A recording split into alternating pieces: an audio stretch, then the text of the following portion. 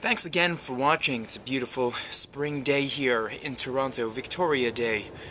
My name is Adam Daniel Mezei. Thank you so much. So, I was watching la 64e Festival International des Films Cannes yesterday, the 64th edition of La Cérémonie de Clôture, the closing ceremonies of the Cannes Film Festival in France.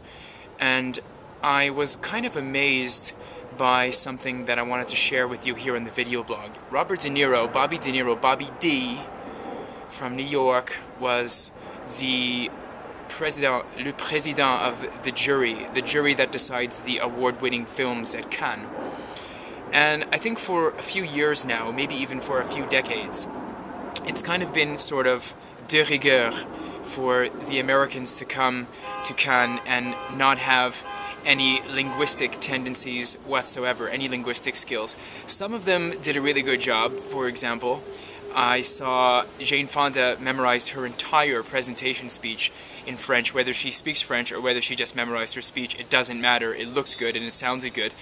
But poor Bobby D was trying to read off of his prompter, or he was reading off of his notes, the various members of the jury, and I think there were, let's say, 8 members of the jury, and he was having trouble saying words like la productrice and le réalisateur and things like producteur, and, you know, just different words, I think, was very difficult for him to say, and it's quite clear, I think, for Americans that they have these kind of troubles. And he was kind of like, towards the end of his speech, he was mashing together, and you can watch it, just go to the Cannes Film Festival page and watch the awards ceremony. The entire 48 or some odd minutes are recorded. And he was just kind of like mashing together English and French, not even franglais like we speak here in Canada, but he was just kind of mashing it all together, and people were giggling. And I think the French kind of understand this, that Americans don't have this linguistic skill, for the most part. What I really don't understand was, you know, actors are actors, right? They make believe, and they make you believe that whatever they're doing is not real. So why can't they also make believe that they learn languages? Why can't they also make believe that they speak foreign languages? I mean, everybody should be able to do what Jane Fonda did, and Jane Fonda's, you know, in her 60s, probably pushing 70, and she can do it quite well. I don't see why people like Bobby D or any of the other actors can't do it. I know some can, but most can't. The other more profound statement is the fact that I think, you know, America remains kind of behind the world, and I know this after living in Europe for quite a long time. I mean, America's behind the 8 ball in terms of the language race, and I think that that remains a perpetual stumbling block for the United States, and until they kind of inculcate a much richer linguistic curriculum in the program, I think people are going to be pretty linguistically limited in the States, and it is some kind of limitation. I'm not so sure if it's a limitation economically or to the preeminence of the United States in the world, but it's certainly some kind of a limitation, I think, that really prevents the Americans from taking over.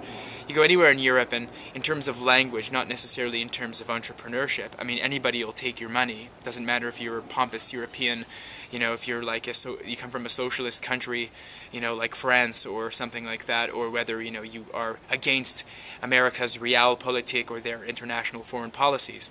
Bare fact of the matter is, Americans leave their country and they're like the laughingstock of the entire world, linguistically. Now, I'm not going to say that here in Toronto we're any better, although we do have more than 60 or 70 different cultural communities who each speak their respective language in their communities. We don't have like a city-wide international language. In other words, we have English, of course. I mean, there are some people who speak varying degrees of French. But in terms of another language, maybe Mandarin Chinese, it could be said, but there are so many different cultural communities here. We're much different than the Americans in that respect, but we're kind of similar to Americans in that when Canadians from the West, in other words, Western Canadians, English Canadians, when they travel abroad, they don't have linguistic skills. So my whole speech is just basically to say, and after watching the Cannes Film Festival and how they have various different actors, directors, producers who speak languages, and they go up on stage and they speak their respective language, and it's being translated into French or to English, you know, there's something to be said about that. There's something to be said about being linguistically talented. And I've said this so many times in so many different places, whether it was here on the video blog or in my blogs or at vitamincshow.com. You know, any one of those places, being linguistically talented is where it's at. And I paid some kudos to some of the girls, mostly girls, that have this skill. It's mostly women that have this skill. I paid some kudos on my wall yesterday to people that have linguistic skills and that will raise their families in a multilingual environment. And that's definitely a goal for me. That's definitely where I'm at in terms of where I'd be going with my family and in general direction. So that all came about after watching the 64th Cérémonie de Clôture at Cannes, the Cannes Film Festival on La Côte d'Azur on the French Riviera, wishing you and yours and every little tiny microscopic being in your neck of the woods the very best of things. And it's good to see Lauren Feldman back with the videos. LaurenFeldman.com